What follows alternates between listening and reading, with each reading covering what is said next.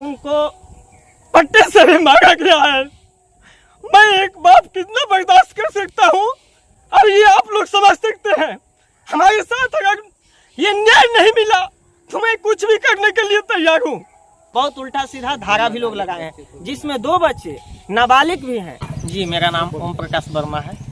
कहाँ का? नगांव, पोस्ट नगांव, जिला बलिया। क्या मामला है? देखिए मामला, ये जो जमीन दिख रही है आप लोगों को, ये जमीन सदैव हमारे बाबा के नाम से चली आ रही है। बाबा के नाम से तनहा जमीन है।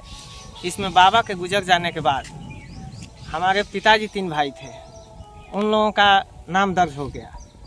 पिताजी में 2 पिताजी लोग मर गए, उन लोगों का पुत्र और पत्नी के नाम से भी विरासत हो गई, जिसमें यहाँ हमारे पिताजी के चचेरे भाई जो है इसमें 1/2 ढूंढ रहे हैं। जहाँ मेरे बाबा के पिताजी की सारी संपत्ति थी उसमें 1/2 वो दाखिल हैं, और ये हमारे बाबा के तनहा ज़मीन नाम से है, इसमें भी 1/2 ढूंढ रहे हैं। यहाँ उन्होंने रसड़ा में 229B का मुकदमा किया, और हम लोगों को पहले मालूम नहीं था कि हम लोगों की ही ये ज़मीन है। हम लोगों से ही इस ज़मीन की रुपाई, कुड़ाई, कटाई सब कराया जाता था और उनके घर चला जाता था, जिसके दौरान हम लोग भाई बंदी में आपस में इतना प्रेम था जिसके वजह से हम लोग कुछ कह नहीं पाते थे। जब इन्होंने 2008 में 229B का मुकदमा किया, तब हम लोगों को मालूम चला कि नहीं, ये ज़मीन सारी हम लोगों की है। हम लोगों ने उस समय अपने हक के लिए इस पे काबिज हो गए।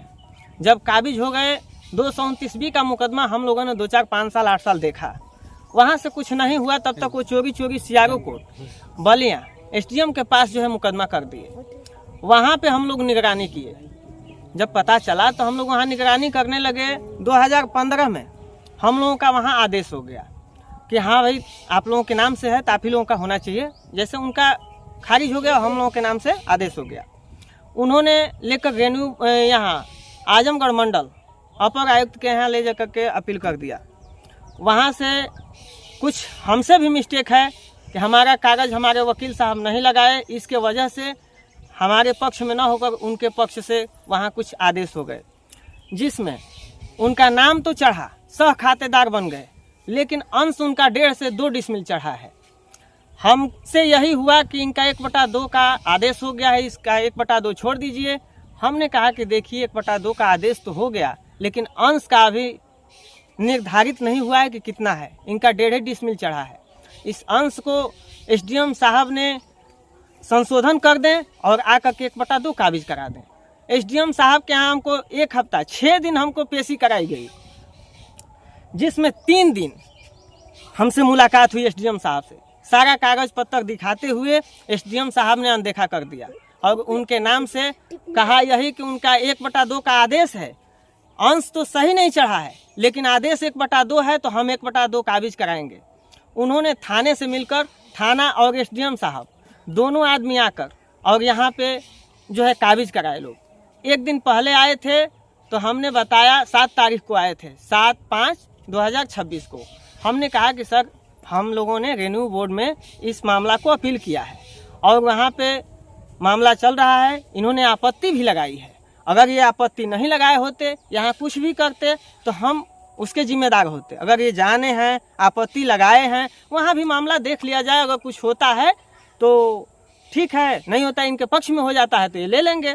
इन्होंने उस अवसर पे हमको मौका दिया कि ठीक है, 11 को यदि तारीख है तो 11 को देख लीजिए, अगर स्टे लेकर आप नहीं आते हैं तो हम 12 को काबिज करा देंगे। हमने जब वहाँ गया, मौके से वहाँ के जज साहब बैठे और बहस भी हुई। बहस में हम लोगों को स्टे का आदेश मिल चुका। ये हुआ कि हाँ, स्टे मिल जाएगा, लेकिन हमको लिखित बहस स्टे नहीं मिल पाया। उसके लिए हमारे वकील साहब बताए कि 2-4 दिन का मौका लगता है, जैसे लिख पढ़ के मुहर वहर मार कर देने में।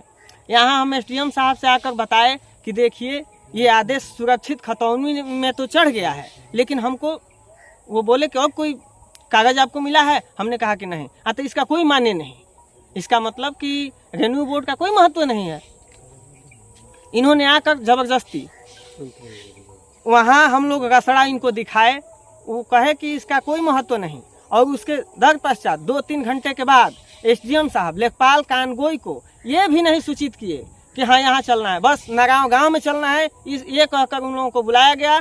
थाने से दरोगा साहब को भी बुलाया गया और यहाँ बुला करके और ये जबरदस्ती जो है कब्जा लोग कराए, जिसमें कैदियों को ले जाने के लिए 2 गाड़ी भी आई थी।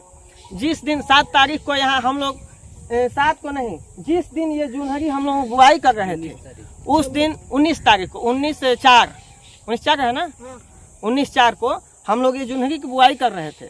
उस दिन थाना के दरोगा आए और कुछ नहीं बोलते हैं। 112 पहले से आई थी, जो हम लोगों को समझाया बुझाया और कहा कि भाई देखो यहाँ विवाद मत करो, जो भी बात है सहूलियत से कर लो। तब तक दरोगा साहब आ गए।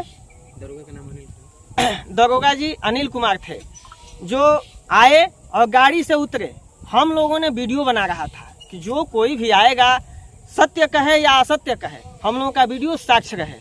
उन्होंने कुछ बोला नहीं, डायरेक्ट दौड़ा और मोबाइल छीनना शुरू किया, जिसमें हाथापाई किसी को मोबाइल मान लीजिए आप छीनते हैं तो वो अपना मोबाइल बचाएगा। इसमें हम लोगों को जुर्म लगाया गया कि पुलिस को बहुत इन्होंने पिटाई किया है। इस अवैध में हम लोग थाने में ले जाकर इन लोगों को ये धारा लगाया, बहुत उल्टा सीधा धारा भी लोग लगाए हैं, जिसमें 2 बच्चे नाबालिग भी हैं और उन लोगों को बहुत मारा भी गया है। उनको पट्टे से भी मारा गया है। मैं एक बाप कितना बर्दाश्त कर सकता हूँ, अब ये आप लोग समझ सकते हैं। हमारे साथ अगर ये न्याय नहीं मिला तो मैं कुछ भी करने के लिए तैयार हूँ।